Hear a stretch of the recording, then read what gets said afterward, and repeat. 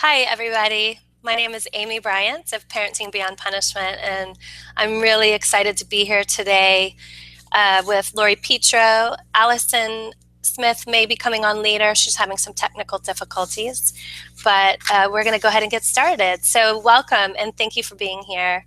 Again, I'm Amy Bryant of Parenting Beyond Punishment. I am a psychotherapist and an child advocate and a parent educator, and I really love to talk about the things that we have been talking about all month. So today I am here with Lori Petro of Teach Through Hello. Love. And Lori is a speaker, a child advocate, and a parent educator. She founded Teach Through Love as a vehicle to promote the principles of conscious parenting and communication, and to help families heal from intergenerational cycles of anger, abuse, and emotional neglect. As an adult with Asperger's, Lori understands the demands of parenting kids with special needs, and she believes that by building strong relationships and communicating in respectful ways, we can all help children reach their full potential. She is a bachelor's in early childhood and elementary education and holds a certified parent instructor certificate from the Beyond Consequences Institute. You can connect with her on Twitter at Teach Through Love, Facebook, blog, and her website, www.teach-through-love.com. And you don't need all the dashes. You can do teachthroughlove.com and it will take you to the same place. Yes. I got them both to make it readable and easy to remember. I love it. Thank you so much for being with me, Lori. You joined me last year at the end of the event, and it's just always, every time we do these together in any capacity, it's always lovely. Yes, I always have fun with you. So hi, everybody. So I just want to let you know, if you have any technical difficulties, if you're watching live, you can refresh your browser. If it continues, you can sign out and sign back in. And then to your right is a chat box. We would love for you to introduce yourselves. Tell us about how many children you have and their ages. And if you have any questions, we're really here to answer your questions, and we would really love to hear from you. So if you want to talk about, behaviors, or how to help yourself through anger, anxiety, overwhelm, how to help your children with their own anger, anxiety, overwhelm, or stress, we would love to speak to any of those questions. So please go ahead and introduce yourselves or post your questions, and Lori and I will look forward to speaking to those. I was testing out the chat. Did it work? Did I do it in the right place? Okay. Well, I can't see participants. Is mine? Yours showed up. It looks like people can't hear us. Let me know if y'all can hear us now. It says they can't. But we can hear each other. And we can hear each other, which is interesting. I'm going to check my settings and see. Okay, so time out. Okay, so some people can hear and they can see us. Okay, yay! Thank you for letting us know. Oh, good. Lots of I can hear you is fantastic. Can I see those chats and those questions? So if you go to the right of your screen, do you see a webinar jam? It should say up at the top, chat room polls. Let's see. If you go to the left, there's actually a webinar jam studio button. You'll have to scroll your. Oh, yes. Okay. And do you see that? Okay, got it. Yes. There's another chat box on the left. Is that just to you? Yeah. Well, that actually shows up on the screen, but the other one really interacts with everybody. Okay, awesome. All right, now I can see. It's always a learning process. Stuff. Yes. Okay. So, I always forget where that is. Thank you. Sorry, everyone. Sorry, everybody. Thank you for beginning to introduce yourselves. It's just really helpful for us to know kind of age groups and stuff. So, I thought we might just chat a little bit while y'all are thinking about your questions. Lori and I can talk a little bit about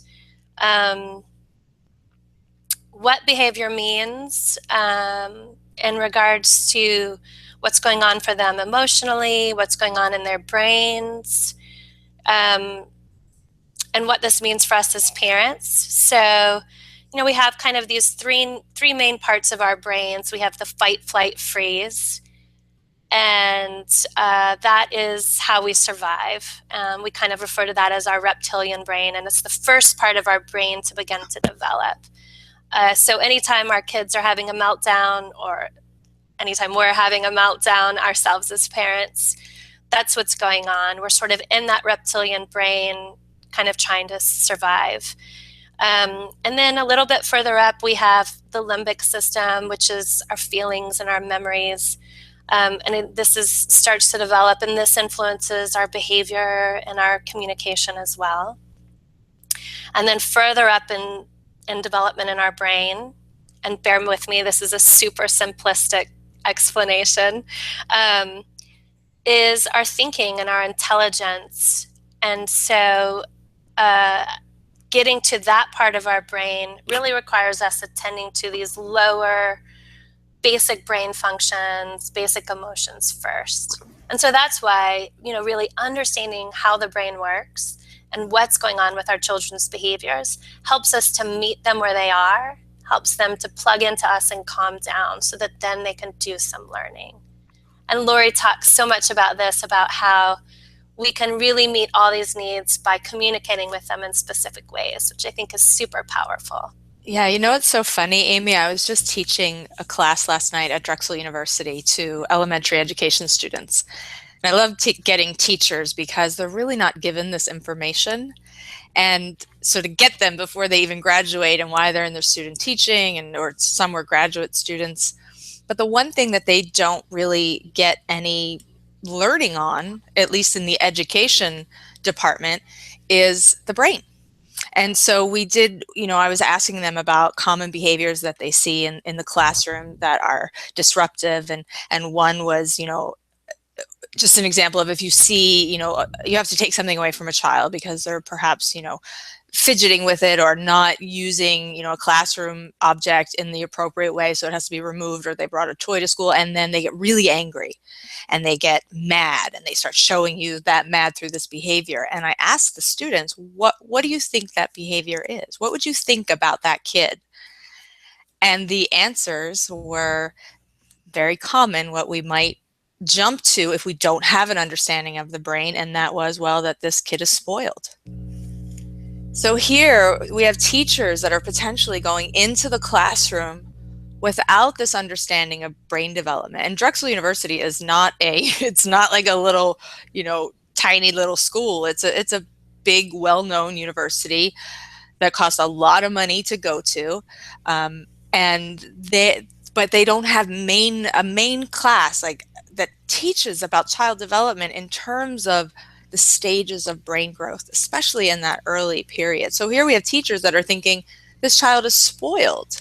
And so how would we respond to a spoiled child?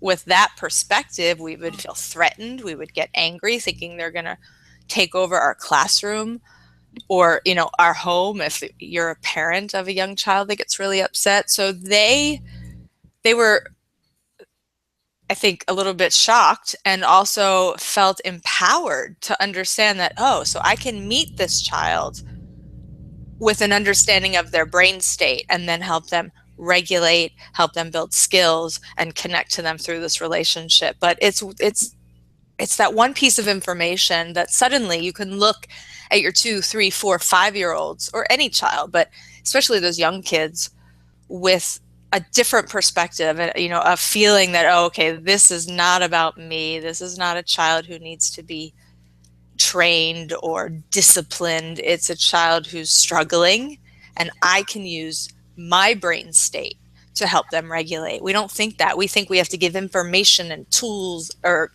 logic and rules. No, we just have to lend them our coping skills when they're that young, and when they don't have, or even an 8-year-old who can't regulate, perhaps has not had that chance to build their brain in that way. So that's just, I wanted to share that, just to pick up, just to carry on with what you were saying about really simple model of the brain. We don't need to know a lot. We just need to know those basic stages. Right. Yeah, because then we know, when they're in their fight, flight, freeze and they're angry or they're sad or they're scared, they can't do anything but do what they're doing right then. And they don't really have the brain development to calm down. So we talk about self-regulation. And really, as adults, we can only self-regulate so much. That's why we lose our cool and we yell or do whatever else we might do. Yeah. I think road rage, right? It just happens. It's exactly what it is. That reactivity, that inability to restrain our anger and emotion and our impulses. We all have that. What have you found has been like a really good tool for you to upgrade and build your tolerance, expand your ability to take in stress and, other we can't always control the environment. Right. How do we manage when other people are unmanaged? Have you found anything, like what has worked the most for you? Because I know people really want to know, right, how do I build my tolerance?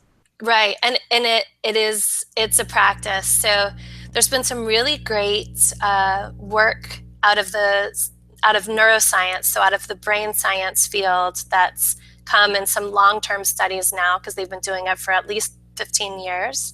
So from the works of like Bruce Perry and Bessel van der Kolk, and they really talk about how the physiological response in our bodies and how our physiology affects our brain responses.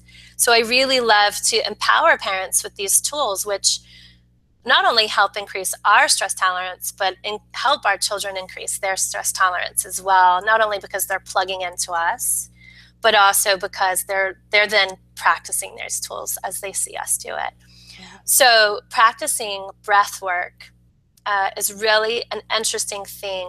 What they found, and I don't really understand the entire science behind it, but I've been practicing it myself, is when you practice your breath work, it increases your tolerance for stress. So my understanding from van der Kolk's work is it's called heart rate variability. And typically our heart rate varies according to our breath. And so when we're stressed, it might beat a little bit more.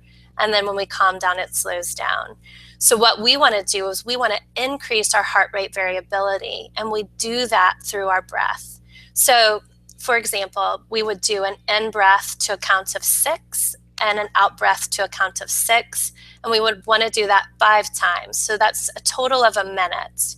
And you want to do that about 10 times throughout the day, because you're training your body, you're training your sort of heart rate to go along and increase your stress tolerance. I love this because I've seen the breath, like those exercises where you have to hold it for so many seconds and breathe out. But this just, to me, it sounds easier because I can never really do all those long breaths. And I'm like, oh my God, I'm dying. What's wrong with me? I can't hold my breath like this.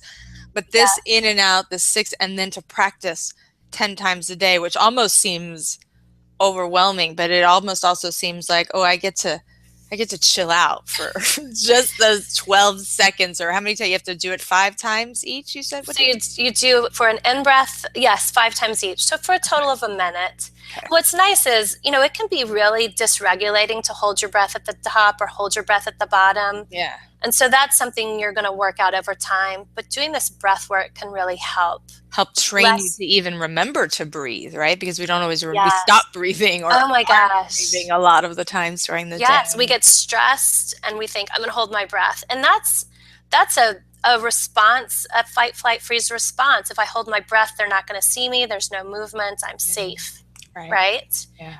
The other thing is we want to signal to our body that we're safe. And we do that by pulling our shoulders back and exposing our chest. This is a signal to our brain that we're safe, because if we're not safe, if we're in danger from predators, we're going to be protecting our organs, and we're going to be doing this. So this tells us we're not safe. Instead, we want to, when our children are having that meltdown and we're getting stressed and to our breaking point, push your shoulders back. You want to take a deep breath into your belly and out slowly, slower than your inhale. So like an in-breath of 4, an out-breath of 6. Because it's telling your brain that you're safe. Because if we're breathing slowly, We're not in danger. We're not running from a predator. We're not running from something unsafe. And so we're telling our brains, my chest is open, my organs are exposed, I'm safe. I'm I'm safe. breathing slow with a slow exhale, I'm safe. And you don't need to be thick, because I know a lot of people start thinking about what they can do. And Yeah. it's not thinking. It's just start breathing. Stop. You You don't have to think. you Just don't. breathe and change your posture right there. Yeah, it is a physiological change. And then there's some things you can do, right? You can say, wow, my child is really having a hard time. You can say, wow, I'm having a hard time.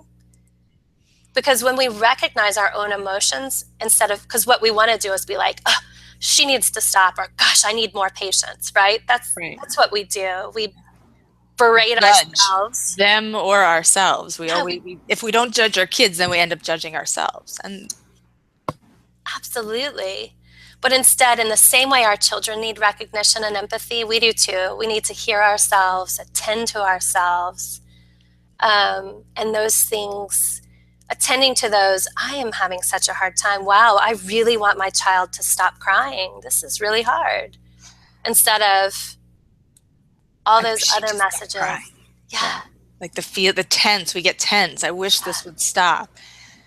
Instead of sort of breathing into whatever your reality is and knowing. I think we think that we can't handle it because we're not used to it. We haven't tried, but that breathing and building that muscle.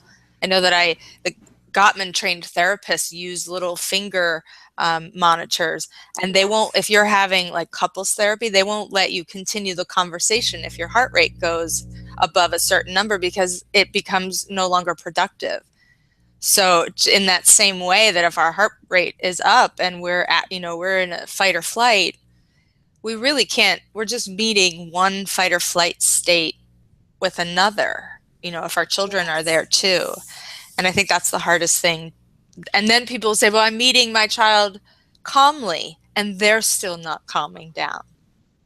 And then it's that understanding of, okay, we have a developmental timeline that's unfolding naturally and gradually and on your child's timeline, and it's not really affected immediately by empathy and connection, but it's over the long term we're building that foundation for those skills, those emerging skills, to be mastered by the children.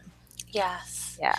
So we have a lot of questions. Should I look through? You want to Let's talk and I'll do. look through some questions? Oh, Or I can gosh. talk and you can look through questions, because I feel like everybody's writing and I haven't had a chance to really look. It looks like Allison's maybe having some trouble. I'm going to check in. Sure. All right, so I'll start. So Jessica says that she has a 4-year-old and a 4-month-old. And recently, since the second baby was born, our almost 4-year-old has started to hit, spit, kick, scratch, and scratch us. How do we deal with this? Very common question, of course. Yes. A lot of new moms that have new babies and older children have gone through this or are going through this.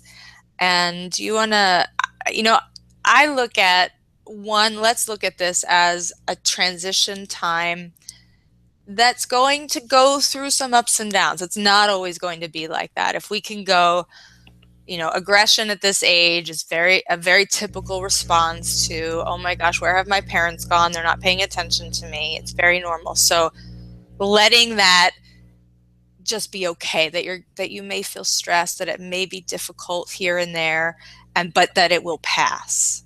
I think that's the first note Yes. I want to say to mom, because it might be hard. The 4-year-old might not stop the aggressive behaviors right away, but we can definitely help build the safety and reaffirm their importance in the family unit, and that they Right. still belong, and things like that get all disrupted. Their sense of safety and security, that they will be loved, gets disrupted with new babies. So I know you have a lot to say about that too, Amy.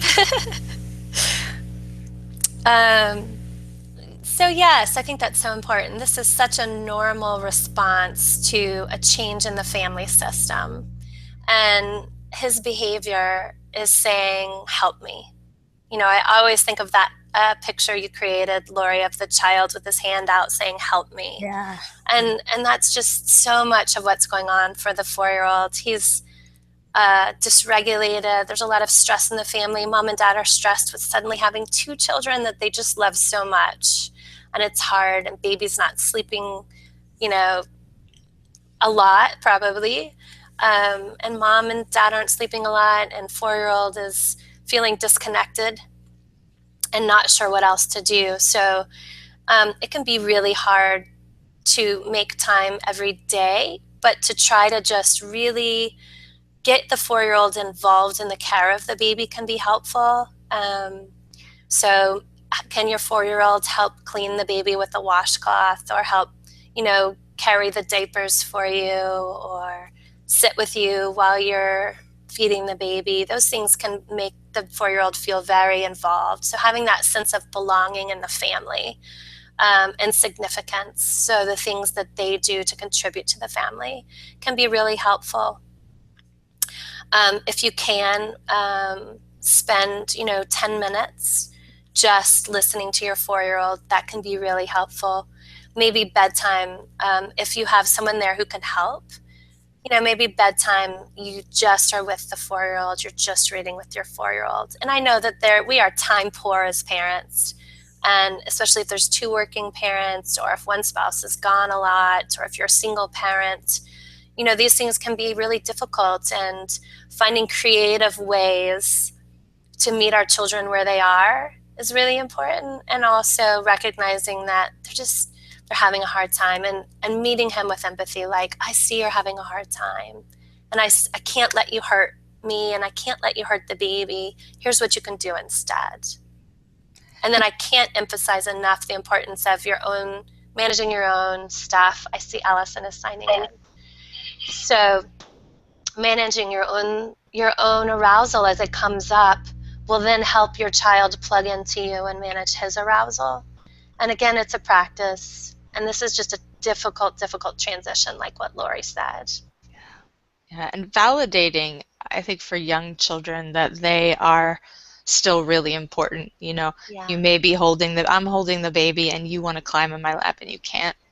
And then just letting him know, or her, I'm not sure if it was a little boy or a girl, but letting them know without saying the but I'll be with you later, but just, I love you so much. Yeah. And this is so hard, and I'm going to help you through it. When we can let our kids know that we're going to help them through it, and that we do love them so much, it's really soothing to them. We think, oh, they know that, but they don't. They need that reaffirmed, especially a 4-year-old. He's actually needing that, is sort of, what needs to be affirmed for him, that you are still my baby, and I love you, and my son, and you're important, or my daughter, and that I'm not going anywhere. We think, oh, we said it once, they know it, or they shouldn't question it, but they're so little, they don't really know.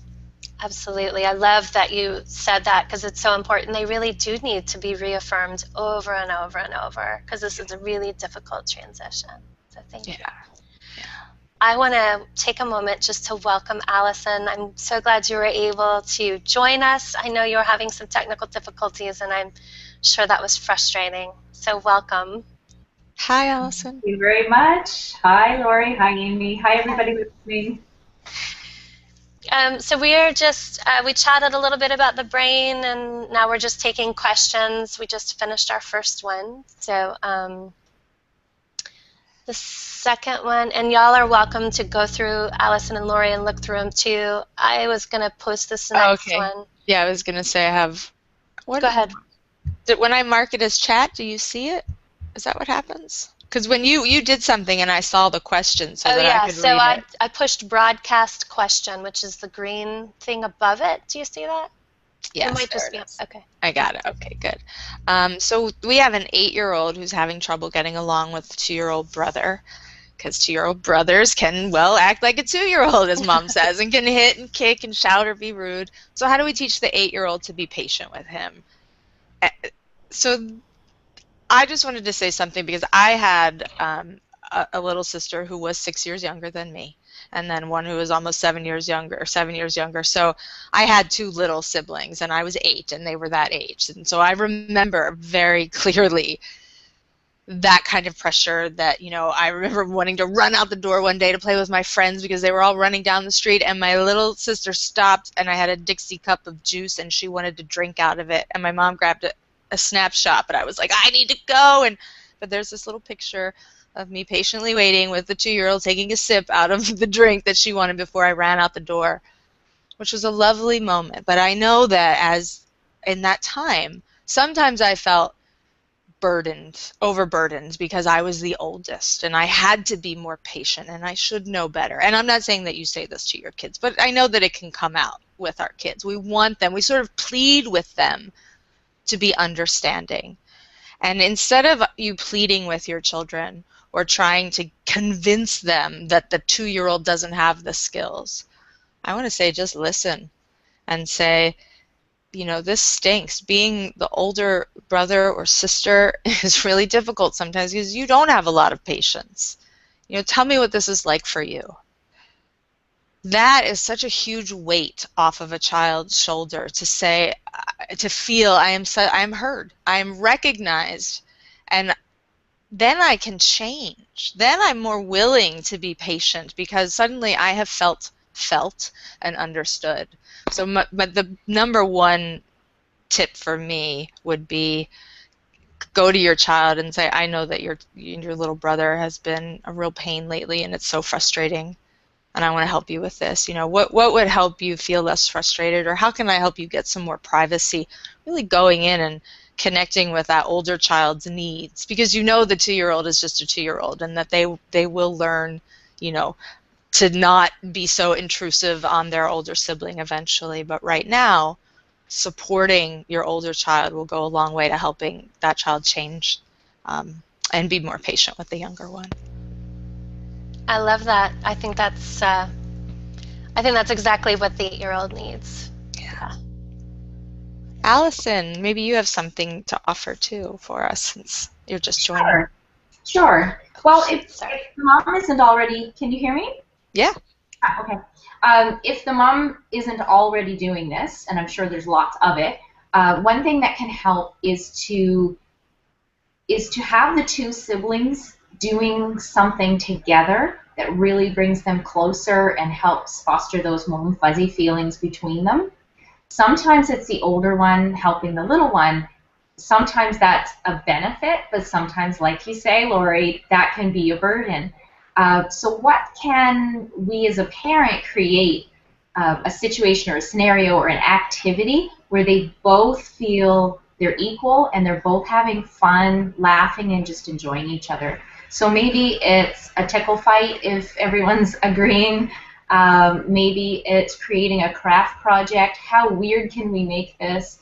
Just really finding ways for them to connect with each other, because we know that when we're connected with someone, we can shoulder a lot more. We're more tolerant, we're more patient, and we're more willing to give and cooperate with that other person.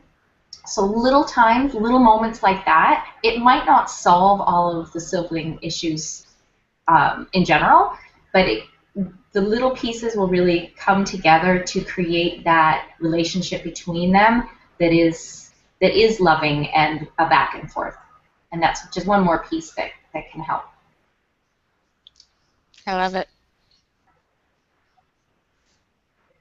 Do you have another question? Did you guys see any that you wanted to jump on? I can't see the questions, actually. On the right hand, I had to learn too, Allison. So on the right-hand side, do you see the webinar jam box? And there's little icons. One of those icons says chat.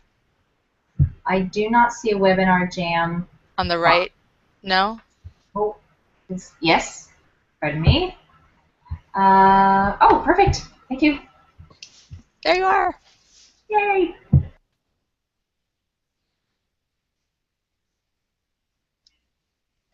So here's a really common one that I think a lot of us, while you can look through them, Allison, I'll give you a chance to sort of review one, then you can do next. But this one I think is right off the top. We have a 2-year-old who's recently started throwing really bad tantrums. She's not receptive to me at all. I've tried timeouts, talking calmly, explaining things to her, using a stern voice, not responding to her attempts to swing at me.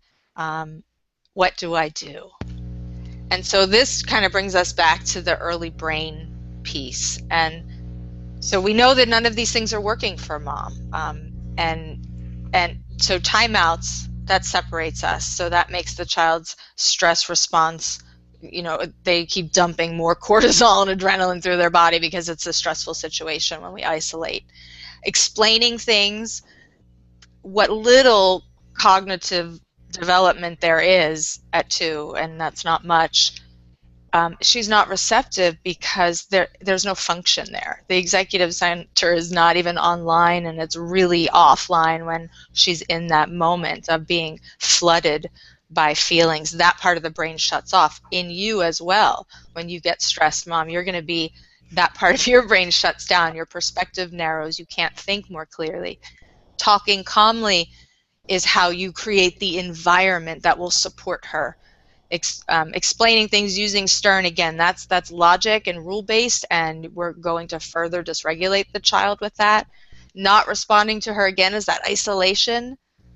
So coming close, I won't let you hit me, but getting tools like Amy was taught. I think Amy mentioned some tools earlier to help kids really release that physical, all of that, those feelings that they're feeling in the body, but it's really normal for this to happen. But letting the child have those feelings and you providing the safe boundary is what's going to help that brain upgrade and grow and expand in the right way. But if we keep using the logic and the stern voice and the timeouts, we're going to keep her stuck in her survival brain, because we're meeting a survival brain with a survival brain instead of meeting the big thinking brain to help her regulate. Yeah, absolutely. 2-year-olds, 3-year-olds, 4-year-olds, 43-year-olds.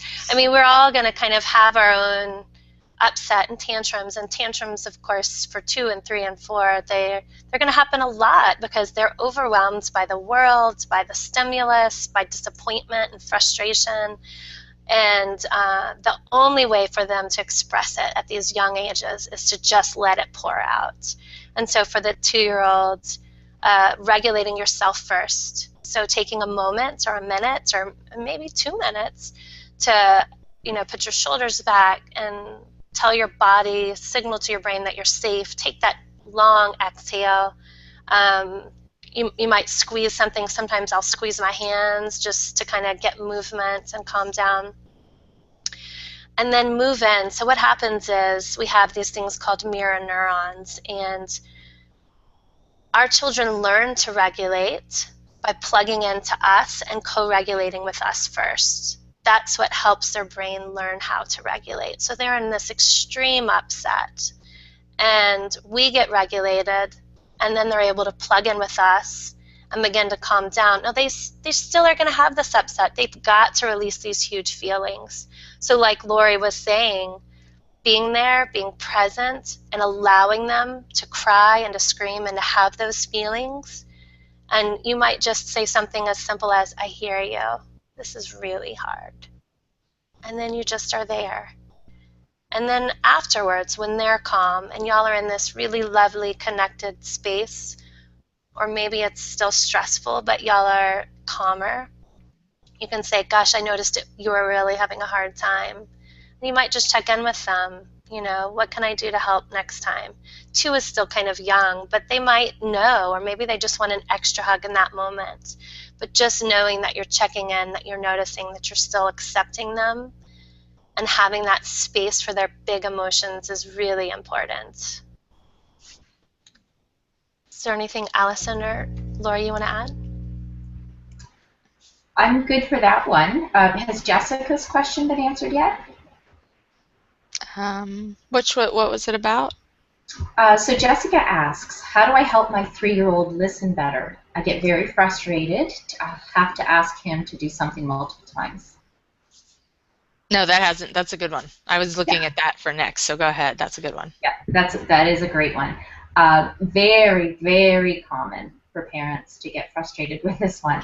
And one thing, there's a couple ways to look at this. There's the in the moment, and then there's the prevention strategies. So in the moment, what we can do is we can ask once, and if it's a reasonable, developmentally appropriate request, and we know that they're capable and they're not feeling, there are not other factors in the way, then what we can do is say, I see you're having trouble with this. I'll help you. Or would you like my help? So rather than the parent getting frustrated by repeatedly asking and the child repeatedly not doing it, we can just cut right to, I'm going to take action on this, because eventually we will anyway, but we'll be escalated and frustrated, and we just won't be happy with ourselves or what we end up doing. So if we just cut out all of that waiting and just go right to, I see you're having trouble. I'm just going to help you with this. And just do it really calmly and in a very loving, supportive way, then you don't have to get to that point to take action. And really that frustration is telling us that I need to do something about this. Maybe my limit isn't tight enough. Maybe my child is having a hard time, and I really need to notice that. So that frustration for us is a cue to take notice and do something differently. So speaking of which, prevention strategies, what we want to do is make sure that we've taught the skill and we've practiced it enough with them during calm times that they know how to do it, they know what is expected. Also along the lines of expectations is, have we made it really clear what we expect them to do and how we expect them to do it? Sometimes we're in the rush of day-to-day living and we just throw out the demand or the suggestion or the request, and we haven't done the pre-frame. We haven't set it up so that they are ready, they're listening, they know what to do, they know what's expected. So if we can just take a step back before we request and make sure that we've got all of those bases covered, it's going to be a lot more likely that our child will cooperate with us. We want to make sure that we're really connected with them first before we ask them to switch gears, stop what they're doing, to do something maybe they don't like, and just make sure that we're speaking the same language and we've got the eye contact and we're feeling okay with each other first. All of those tips will definitely help. Yeah. Thank you, Allison. I agree. Moving in, active engagement, all of those things, and knowing ourselves, right? That's such a huge part of the equation for peaceful parenting. Is if I know that I'm gonna kind of lose it if I have to say it a third time, then I want to try to not say it a third time. And so I want to I notice, oh, he's having a hard time. Oh, whoops. Okay, I better go over there, right? Before we all get a little bit dysregulated or more dysregulated. And sometimes I think we get dysregulated because we are, like the first thing Allison mentioned was, is this a developmentally appropriate request or expectation? And I think sometimes we think, oh, a 3-year-old she knows how to put her shoes on. She's not doing it.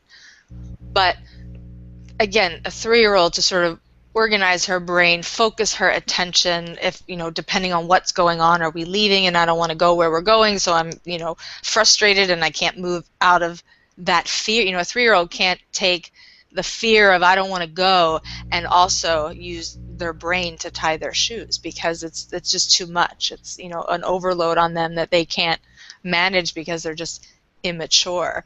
So we think that a really simple request like put your shoes on is something that's, yes, they may be able to do that when they're feeling calm, when they're feeling excited or connected, but we do have to look at, okay, they're not moving through this skill, or they're not doing it, and it's not, oh, because they're refusing or they're not listening, but really they're stuck. And usually it's not, I'm trying to, piss you off. It's, I'm stuck in my own frustration here and my own upset, and I can't move forward, and I don't know how to verbalize that either, to tell you, Mommy, I'm feeling so upset about where we're going and I can't put my shoes on because I just can't stop thinking about how scared I am.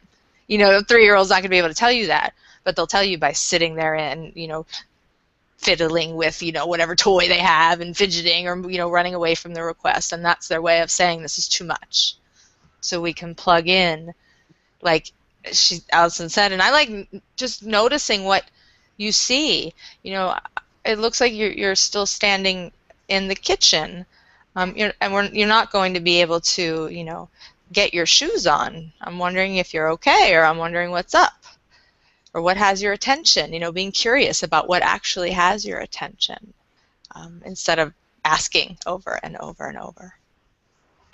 Lori, you've reminded me of a little story that I sometimes tell parents when they're trying to make that shift from let's just get this done and go where we need to go and you know how to do this, and make that switch to the curiosity and the connection, and how can we take care of each other's needs too, because we do need to get places. And one story that seems to resonate with some parents is, if we imagine ourselves coming home from work and we've had a really hard day, and our boss was just riding us all day or something, we had a bad interaction with a coworker or something like that, and we come home. And maybe our job is the supper dishes. And that's one of the things that mom always does or dad always does. And on that day, you know what? I can't face doing any dishes. It's just not going to happen. I don't want to do it. As adults, we have permission. We're able to give permission to ourselves to take the night off of dishes. Or our spouse will say, or even a teenager might say, you know what, I know you've had a really rough day. Let me do those for you tonight. We are perfectly capable of doing those dishes. And imagine if our spouse told us that, how outraged we would be and how awful we would feel. Yeah, of course I'm capable of doing the dishes, but you know what? I just can't tonight. It's too much. Yeah. So if we can sometimes frame what our kids are going through in an equivalent for us, it could really help us to be the compassionate parent that we want to be, and see the world through their eyes. Yeah, my kid can do up their own shoes. But some days, like you say, Lori, they can't. There's so much else going on. So getting curious will really be a helpful tool for our own shift to being the parent that we want to be more often. Definitely. I think we also send that message of, when we feel capable, we send that message to our children. I know you can do this. Not I know you can do this, now do it, but you're having a hard time. But we all have hard times sometimes. I know you'll get through it. Like, with that tone and attitude, instead of the frustration that we may come with, can make a huge difference in children's willingness to get on board with whatever we need to get done. But three, again, I think three is just, they don't listen very well. Right. There's a lot going on. It's so much harder to listen when you're that little. Yeah. It just really is. So Elizabeth has a 5.5 and a 4-year-old. She says, sometimes when I am super frustrated with baby and I feel Sorry, Elizabeth doesn't have a 5.5 and a 4-year-old. Becky has a 5.5 and a 4-year-old. My children say that they are terrified to go into their rooms at night to get ready for bed and require us to stay in their rooms until they are asleep. I wouldn't be so frustrated, except they are only scared when it's actually bedtime, conveniently. So much goes on, right, at bedtime. We are tired. I am tired at night, and I kind of sometimes just chuckle at how much I just want my daughter to go to sleep. And I don't want to be that way, right? I want to be like, oh, it's nighttime. I'm going to send her peacefully to bed, right? These last few minutes of the day are going to be beautiful. I mean, in an ideal world, that would be possible, but sometimes we just want them to go to sleep, and I totally get that. We're tired, we've had long days, a lot goes on in our own worlds. And conveniently, what they want is to just really connect with us at night before they are disconnected because they're going to sleep. And so a lot of things conveniently come up at bedtime, where conveniently they're scared, conveniently they want to, in my house, a second, third, and fourth snack. Lots of homes, they conveniently get really thirsty and they need another glass of water, right? And really, this behavior is about a bid for connection. I love you so much, Mom. I love you so much, Dad. I just want one more thing. I want you to show me one more time that you love me by bringing me a glass of water or reading me another book. So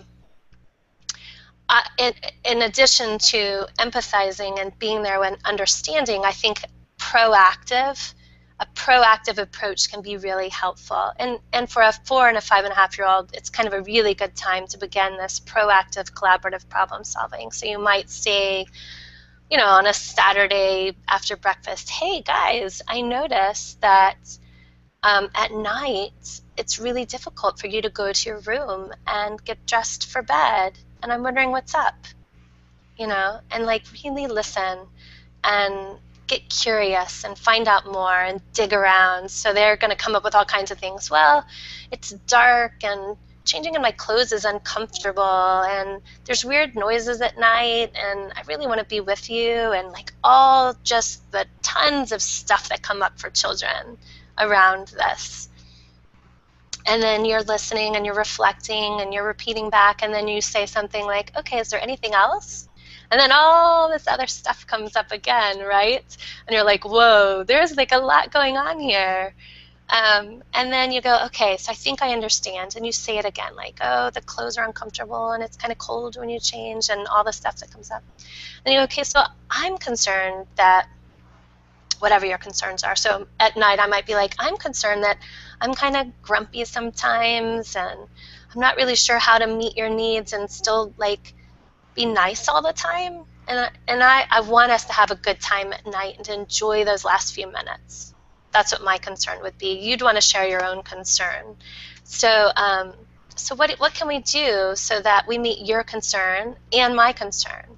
And then you're going to spend some time collaborating and you're going to try out whatever they say that attends to your needs and theirs. So it's really like they're putting their needs on the table and you're putting your needs on the table, and then you're trying to figure out how to get everybody's needs met at night. And it's proactive. You can't do this right before bedtime because they're already dysregulated and worried. So you come up with solutions together. So it might be like, okay, so what if we all go into John's room and then we all go into Jimmy's room and then we're all getting dressed together? I don't know what they'll come up with. And then you just try it and you see, and maybe it totally bombs out that night, and the next morning you go, hey, that didn't work. What else can we try? It's really a trial and error, and it's about everybody putting their needs on the table and saying, this is what I need, and this is what's coming up for me, and what can we do so that all of our needs matter? And you do it proactively, because in the moment, our brains go offline, and I'm tired, and our kids are tired, and it's cold, and all those things that come up. So that's my approach. Lori or Allison, want to add anything? I don't have much to add except that I was also terrified at night as a child, and I still don't like coming into my house if there's no one home and I'm the only one, because I'm just a big chicken. I have an imagination and I have the spiritual sense that I hear stuff, I see stuff. And I was like this as a child, and my daughter's like this, and she's 10 now, but I remember her coming to me. I read her books until she fell asleep, until she started reading herself to bed just maybe a year or so ago. And sometimes I'll still lay with her because it's real for her. She is genuinely terrified of being in that space alone. And I think, when we look at it from an evolutionary perspective, we all slept together, right? We all huddled together to sleep because that's what was safe. We did that. We didn't sleep apart, separate. So, but I remember my daughter being able to reflect and getting upset with herself. Why can't I just do this? Why can't I stay in my room alone? And sometimes she wouldn't even go to other parts of the house by herself because she was scared when she was very small, 5, 6. And I have a very tiny house. So just to know that it really is real, and if you can get on board with the fact that it's not convenient, but it's convenient because it's actually happening, I think it will help you just relax a little bit and not think that, oh, they're trying to get one over on me, but, oh, they're actually really having this challenge. And working with her in steps, I would work with my daughter in steps, like, okay, let's try this tonight. I'm going to come check on you in 10 minutes. And so she would know that she was going to, lay there and calm herself or read for 10 minutes by herself, but that I was going to come in and check. And maybe she couldn't last the whole 10 minutes the first time we tried. It's like, okay, we'll try again. Like Amy said, well, that didn't work, but we'll try again tonight.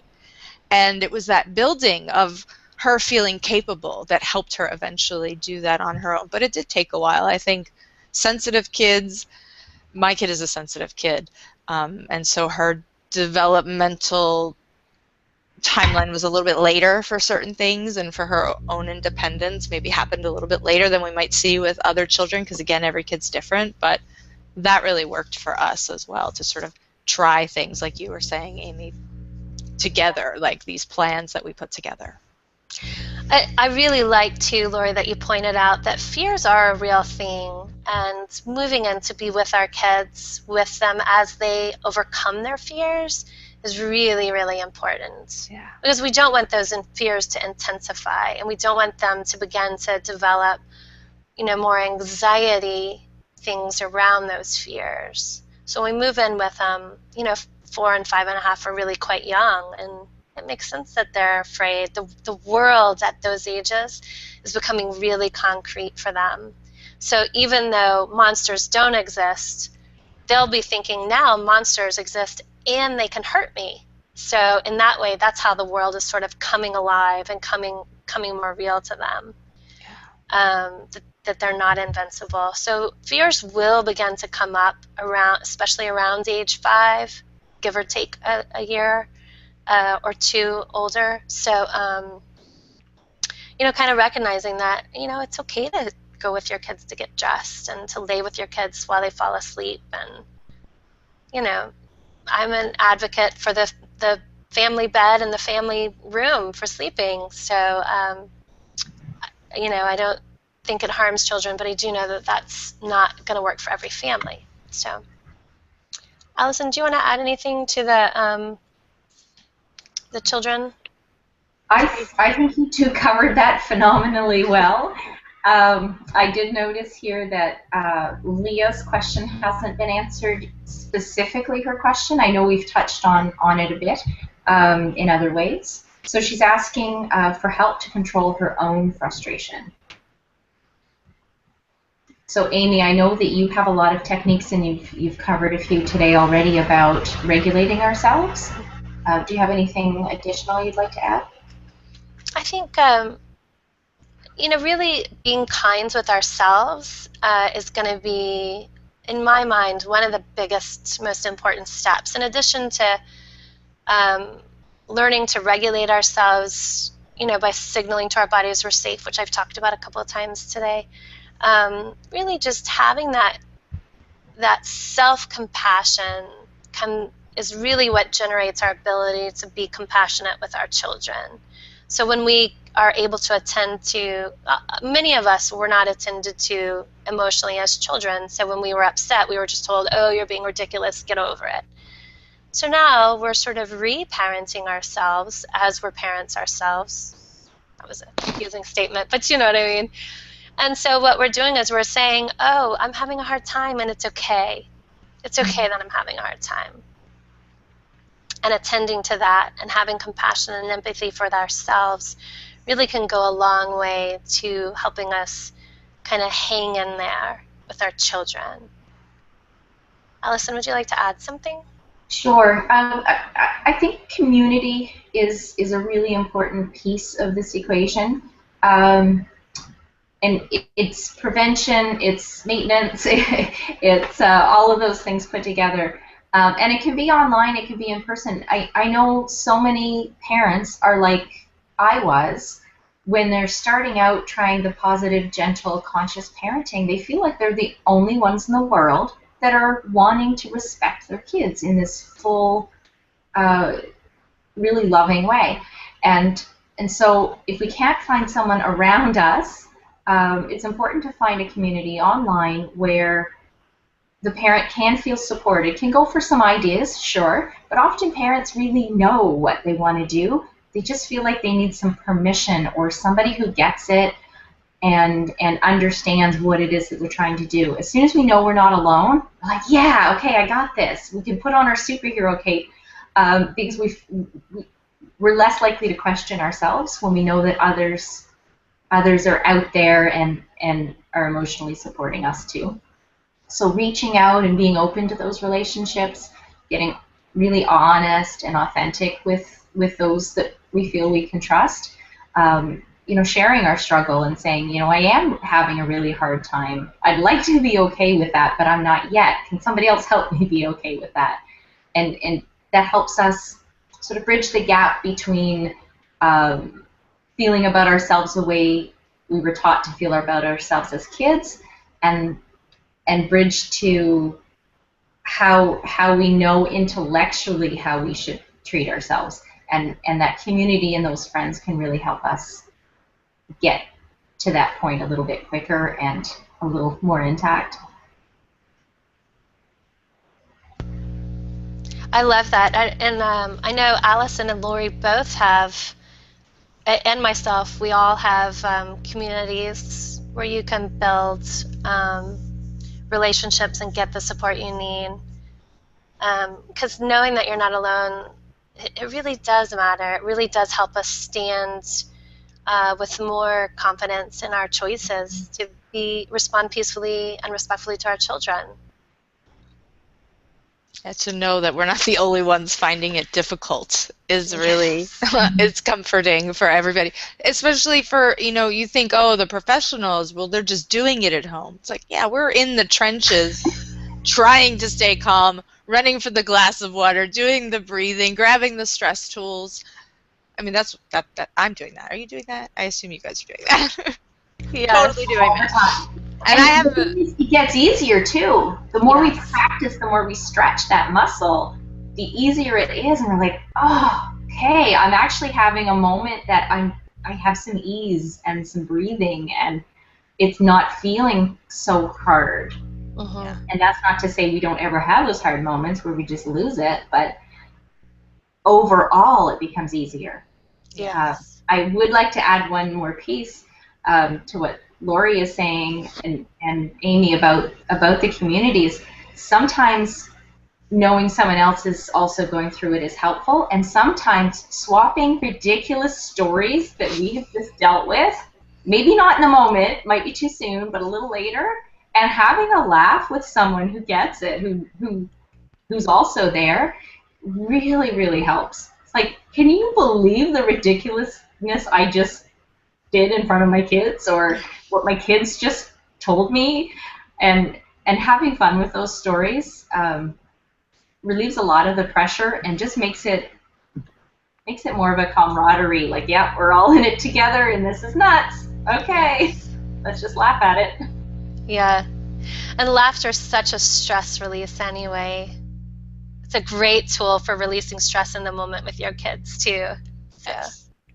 Sometimes we're afraid that laughter will diminish our influence or our authority, and it will take away from the seriousness. And sometimes we have to just let go and say, okay, we got to break the tension and reconnect, regardless of this, the seriousness of the situation. I need to, take a time out and just giggle, laugh, be silly. I'll break out into bad opera singing with my daughter, and say what I'm feeling, but in a very just silly, goofy way. And that, and she'll look at me. She's 10 now, so she'll look at me like I'm crazy, but in a way that I know, okay, Mom, I got you. I'm gonna calm down. You can calm down, kind of thing. And that's our way to reconnect. It's not about me saying calm down or, handing her own stress tools. It's just sort of about me finding the joy in life, even in the crappy moments. Yeah, so true. I have a story that I shared in a previous webinar, that my daughter was getting pretty emotionally intense, and so I was coming in basically to fix it, right? And I was like, oh, why don't you do downward dog? And she looked at me like, really? And I was getting fairly worked up myself, and I looked at her and I laughed, and I was like, why am I telling you this? I'm stressed out too. I'm going to do downward dog. So then I go into this like downward dog move in front of her, and like we both just burst out laughing, kind of at the absurdity of it, but also like, oh look, Mom, you're not supposed to fix me, and like you need to show up in this really genuine way with me, or I'm not having anything to do with it. but that modeling and that moving in to our children and like being willing to laugh and say, yeah, I screwed up. Let me do that myself and take my own advice is just, kids love it. It makes them feel connected. So. And it gives them permission to mess up. Like we fail, we make mistakes, we get angry, and I can admit it and say when I've messed up. Then they don't feel like they have to hide or run when they mess up, or they're not afraid of our reactions because they know it's safe to make those mistakes. Mistakes aren't necessarily, the behavior may not be acceptable, but I'm not going to, I'm not less of a person or worth less because I've done this behavior, which is what a lot of the punitive or shame and guilt or frustrated reactionary behavior can send that message unintentionally. Yeah. So really, we should probably mess up more often so that we can have lots of opportunities to model what to do about it. Exactly. I have another question here that I'm going to post unless Lori or Allison, you guys have one you really want to speak to? Go ahead. Okay. So Elizabeth has a 3-year-old, and she said that she asked them not to do things, and they look them in the eye and they keep doing them. She said, so I asked for a more specific situation. So she said she asked him to stop jumping off the couch, and he continued. And the day before that, he was told to stop throwing dirt, and he continued. And just did it in a different place, and then eventually went into timeout. And then she also goes on to say that he seems to be especially challenging to her. His dad is the primary caregiver, and he seems to listen more to his dad. So this is the 3-year-old, though, again, right? It's a 3-year-old again. So I think I can't, having a hard time remember what all we've said to these, but also sort of giving our children tools for what they can do. So if he has a need to throw sand, like you can show him where to throw. Like, we don't want to hit people in the face, it'll hurt them. But if you want to throw sand over here in the grass or on the rocks or in this bucket, that's like an appropriate place to throw sand. Or if he's jumping on the couch, like, whoa, he's got a lot of energy. Like, where can we direct that energy? Oh, if we can't jump on the couch, it'll break. I mean, we jump on our couch, but some people don't want you to jump on the couch. And so, like, if we go to someone else's house, then we're like, oh, I see you want to jump on the couch. Let's find another place. We have a trampoline, or you can jump over this pillow on the ground, really kind of directing their needed behaviors into something more appropriate can be really helpful. And then, of course, like Lori's always saying, like, really communicating that empathy. Like, I know you really want to jump on the couch. It's so fun, right? And like just stepping in and recognizing it for them. But we don't want to break it. So let's find, where can we jump that would be fun? And kind of moving in close, like Allison was saying, and being on their team and joining them can really help. Because when they smile at you and look you in the eye and do it anyway, we tend to think it's like defiance, but that smile is really about their own stress. Like, mom's going to be upset with me if I do this, but I don't know what else to do, and I need to jump, right? So it's important for us to recognize that smile is not them giving us the middle finger. That smile is them going, oh my God, I'm going to get in trouble and I can't stop. Yeah. Again, really recognizing that we don't want to tell a 3-year-old, stop jumping on the couch from across the room. We have to go over, I'm not going to let you jump on the couch. It's not safe, or it's going to get dirty. I'll help you. And, we don't have to sit there and debate it with our children. We're not suggesting that you have these endless conversations. You said a 3-year-old can't be expected to restrain their impulses on their own. If they're showing you that they can, it's because they're overwhelmed, they're stressed. Threatening timeouts, saying stop it in a stern voice, that's all going to create, the stress response is going to be elicited at that point, and your child's going into fight or flight. Now, whether they spiral down this funnel of fear, which I like to call the funnel of fear, depends on how we react. If we reconnect through the relationship, which is sort of, for me, the first step out of the funnel of fear, which is, I see that you're having a lot of fun, I'm going to help. It's you're setting the limit, but you're doing it without being frustrated at their developmental stage, which is very normal for a 3-year-old to not stop and to look, again, Amy said that look you in the eye is, I'm feeling really stressed and I don't know what to do. Laughter will also come out, or kids getting really silly when you tell them no and they can't control themselves. They're getting flooded and they can't stop and think and restrain themselves. So really just being okay with the fact that you're going to have to walk over to that 3-year-old and stop the dirt if he's not stopping, and that's okay. That's not him showing you that he needs more discipline. That's just you being a parent of a 3-year-old, really. It really does. Their ability to restrain those impulses does grow. It does mature, but it's not there at 3 very, very solidly or consistently. Yes. Good point. We have time for a couple more. I think we have time for at least maybe 1 or 2 more. Did you guys have one that came up? I see one that I really want us to speak to, since it's about spanking. Elizabeth has a 4-year-old and a 2-year-old and comes from a background where spanking was the main form of discipline. She says, I don't want to do the same. Are there any books that you would recommend that may help me with alternative parenting methods? I have like 1,000 books I love. There's like so many. There's so many.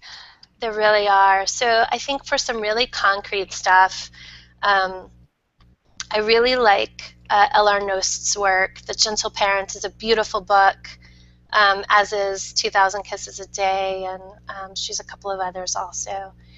Alfie Kohn, Unconditional Parenting and the Myth of the Spoiled Child, those can really help you get really clear about why you don't need to spank, kind of about, it's kind of like having a parenting community. It just kind of makes you feel more comfortable with your choice not to spank or punish your children. And then I really love Naomi Aldort's book, Raising Our Children, Raising Ourselves. It helps us get clear about things like, I was raised this way, so these things come up for me when I'm parenting my child.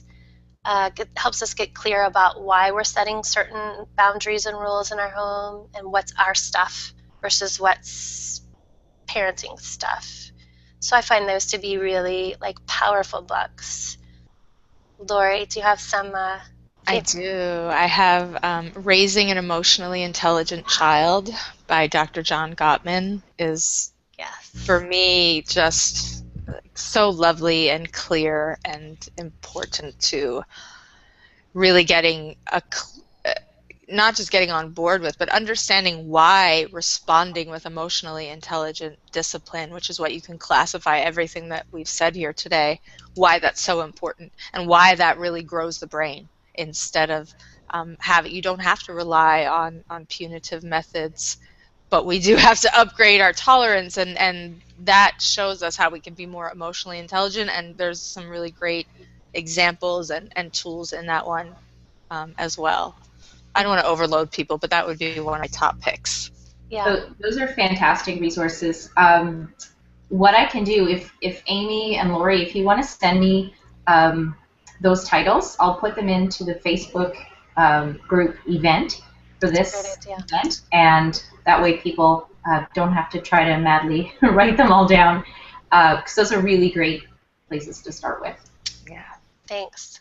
And just one more, I guess, for communication, because I'm big on communication, and I think when people can see the words in a new way, it really helps them. So any of the books by Adele Faber and Elaine Maslish, I think their names are the How to Talk to Kids, so kids listen, or How to Talk to Teens, so they want to talk, the How to Talk to Kids series. I think those are really great. They have a lot of little like cartoons, I think, that make it sort of just easy to read through examples. I think that's their book. Maybe that's a different book.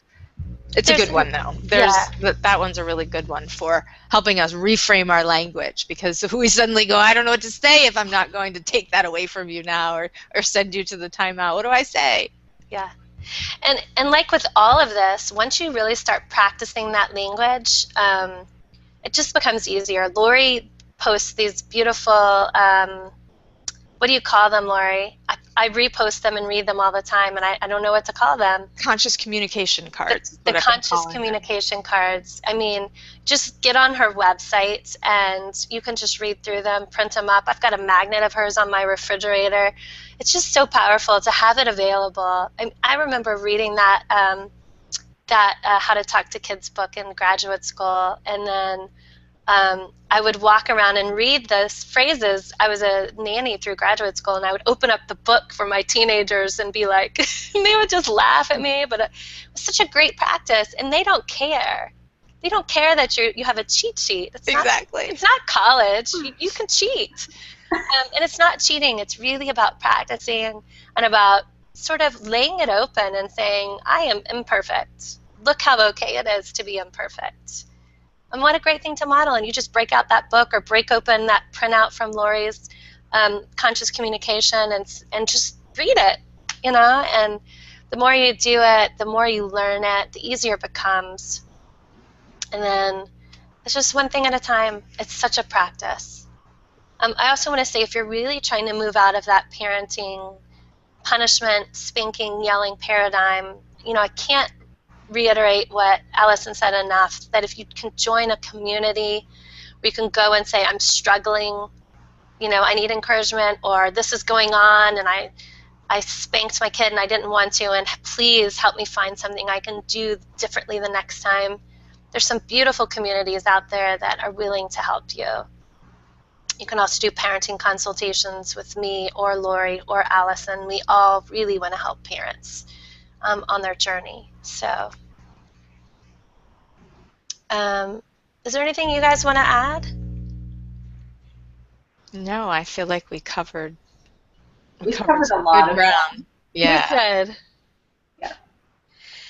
If y'all haven't already, if you're here and you're not in the No Spank Challenge, there is a private group, facebook.com/groups/NSC, or is it No Spank Challenge? I don't know. I should probably have written that down.